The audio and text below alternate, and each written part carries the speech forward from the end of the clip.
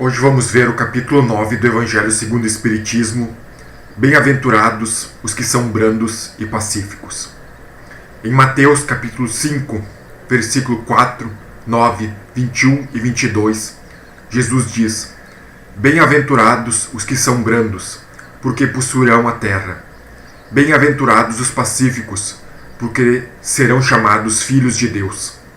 Sabeis que foi dito aos antigos: Não matareis, e quem quer que mate merecerá condenação pelo juízo. Eu, porém, vos digo que quem quer que se puser em cólera contra seu irmão merecerá condenação no juízo. Que aquele que disser a seu irmão, raca, merecerá ser condenado pelo conselho. E que aquele que lhe disser, és louco, merecerá ser condenado ao fogo do inferno. Por essas palavras, Jesus faz da brandura, da bondade e da paciência uma lei. Condena, por conseguinte, a violência, a raiva e até mesmo toda a expressão descortês para com o próximo. Mas por que Jesus afirma que até mesmo o xingamento mereça tão severa condenação? É que toda palavra ofensiva demonstra um sentimento contrário à lei do amor e da caridade, a qual deve reinar nas relações entre as pessoas, mantendo a paz e a união. Além de ser um grande golpe no segundo mandamento ditado pelo Cristo, que é o de amar ao próximo como a si mesmo. E o que Jesus queria dizer com essas palavras? Bem-aventurados os que são brandos, porque possuirão a terra.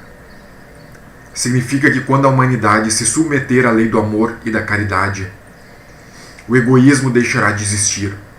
O fraco e o pacífico não serão mais explorados e nem esmagados pelo forte e pelo violento.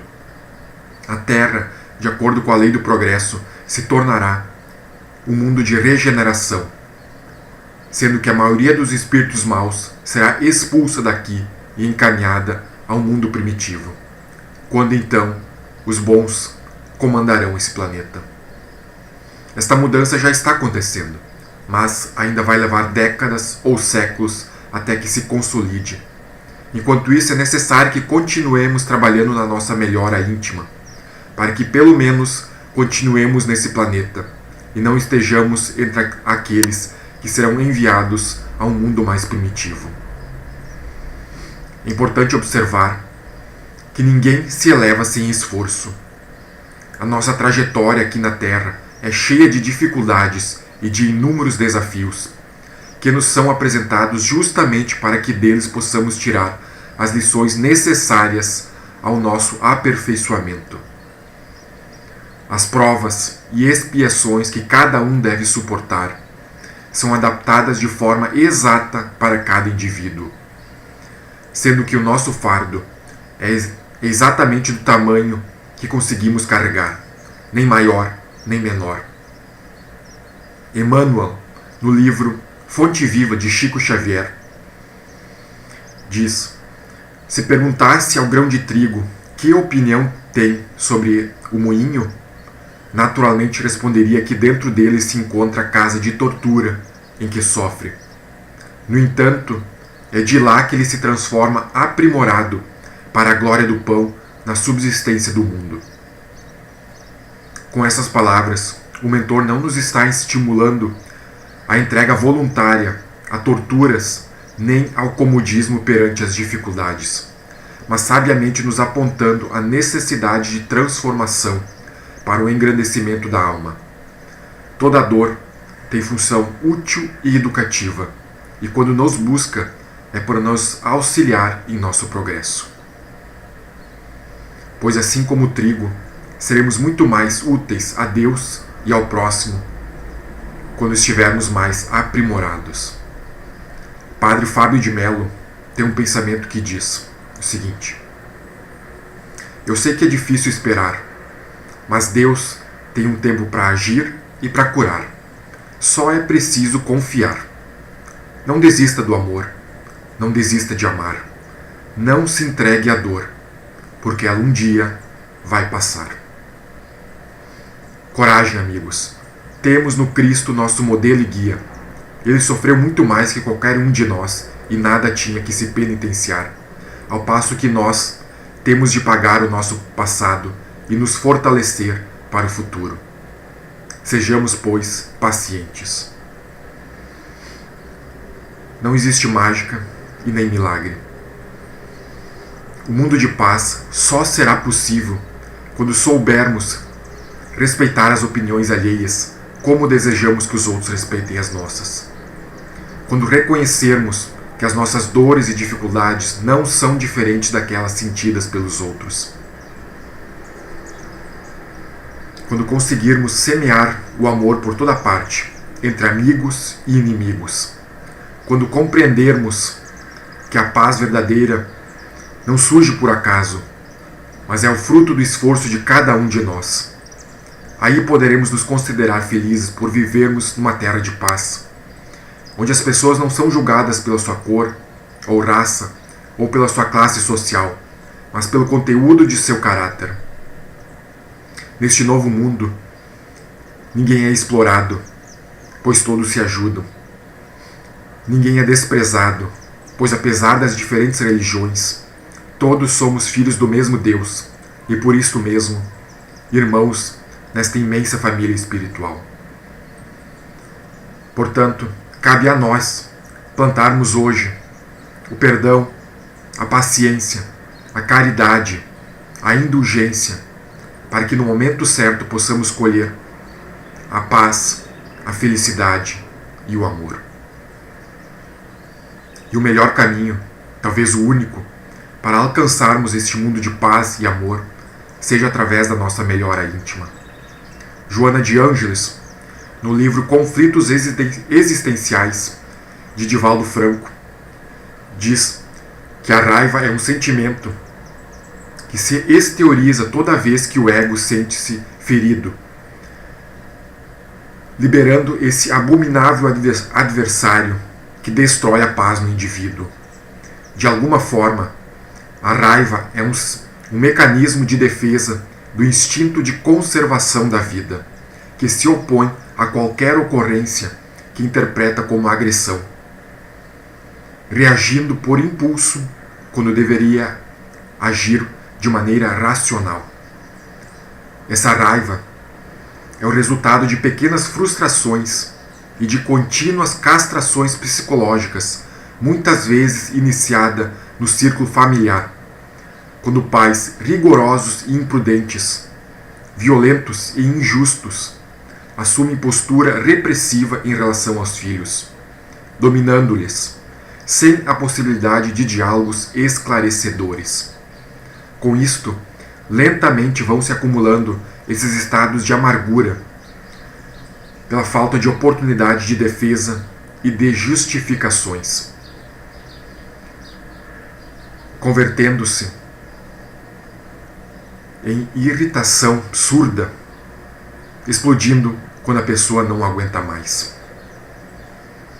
Também ocorrem quando são pais descuidados, que não se interessam pelas dificuldades dos filhos,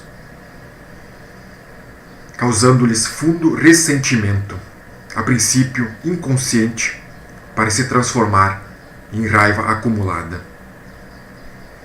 Outras vezes, como resultado da timidez, o indivíduo refugia-se na raiva e, como não consegue se expressar, foge para outros transtornos emocionais. O recomendado é que nos momentos em que formos invadidos pelos desequilíbrios dessa natureza, devemos adiar as decisões, evitar discutir em nome da autodefesa.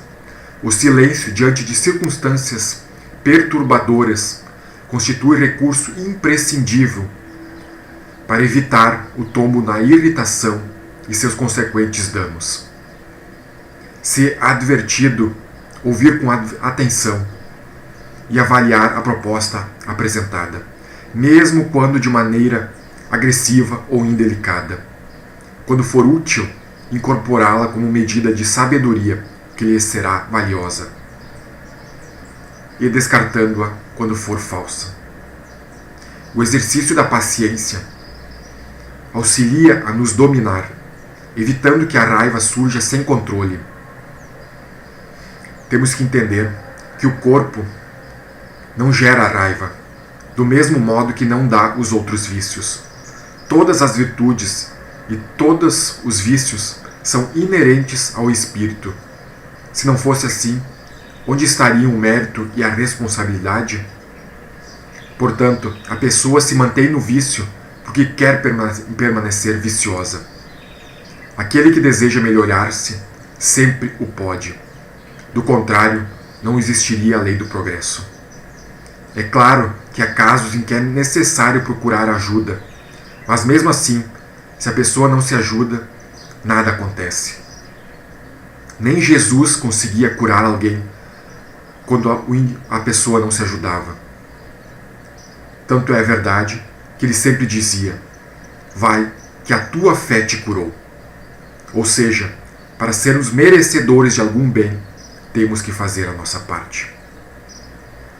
Termino o Evangelho de hoje com a mensagem Brandos e Pacíficos, de Amélia Rodrigues, através da mediunidade de Divaldo Franco. E diz o seguinte: a noite chegava tranquilamente quando Jesus se aproximou do apóstolo querido e lhe perguntou: por que está tão triste, Simão? Cansaço, Senhor. Sinto-me muitas vezes desanimado no ministério abraçado. Não fosse por ti. Não conseguiu concluir a frase. As lágrimas começaram a rolar. Mas, sentindo-se compreendido, após alguns instantes, recomeçou a falar. Não ignoro a minha inferioridade e sei que o teu amor me convocou à boa nova, a fim de que me renovasse para a luz e pudesse crescer na direção do amor de nosso Pai. Todavia, deparo-me a cada instante com enormes dificuldades. É verdade que devemos perdoar todas as ofensas, mas como suportar a agressividade daqueles que queremos ajudar? Guardando a paz no coração, disse o divino benfeitor. Todavia, replicou o discípulo, como conservar a paz, estando cercado pela hipocrisia de uns, pela suspeita de outros, sob o olhar crítico de pessoas que sabemos estar em piores condições que as nossas? Mantendo a brandura no julgamento, respondeu o Senhor. Concordo que a serenidade é medicamento eficaz, disse Pedro. Mas não seria de esperarmos que os companheiros também a exercitassem por sua vez? Até conseguimos manter a brandura e a paz íntima quando somos atacados por estranhos ou quando somos agredidos pelos inimigos da fé. Mas como suportar a crítica daqueles que nos dizem amar?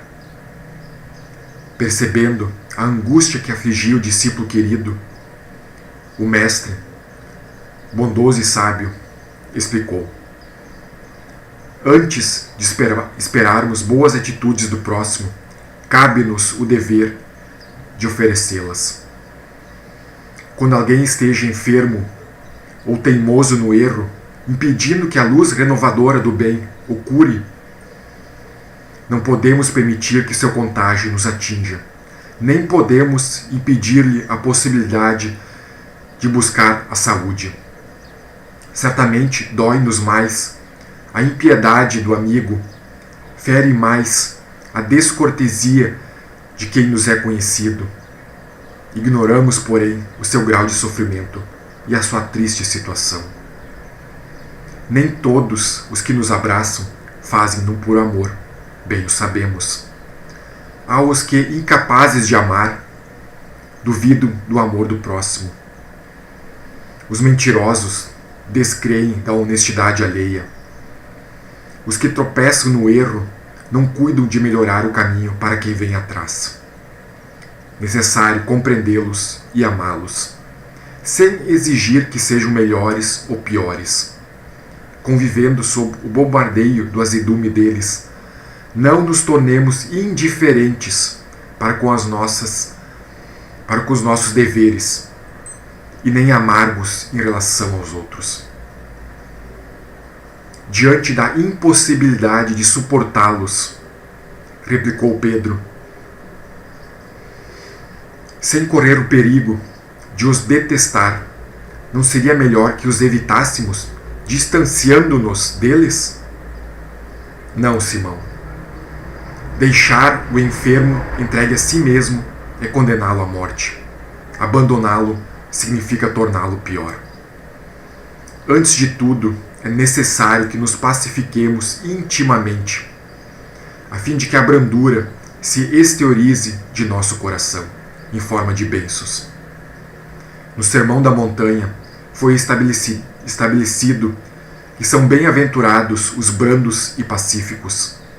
A bem-aventurança é o prêmio maior. Para consegui-lo, é imprescindível o sacrifício, a renúncia, a vitória sobre o amor próprio, o triunfo sobre as paixões.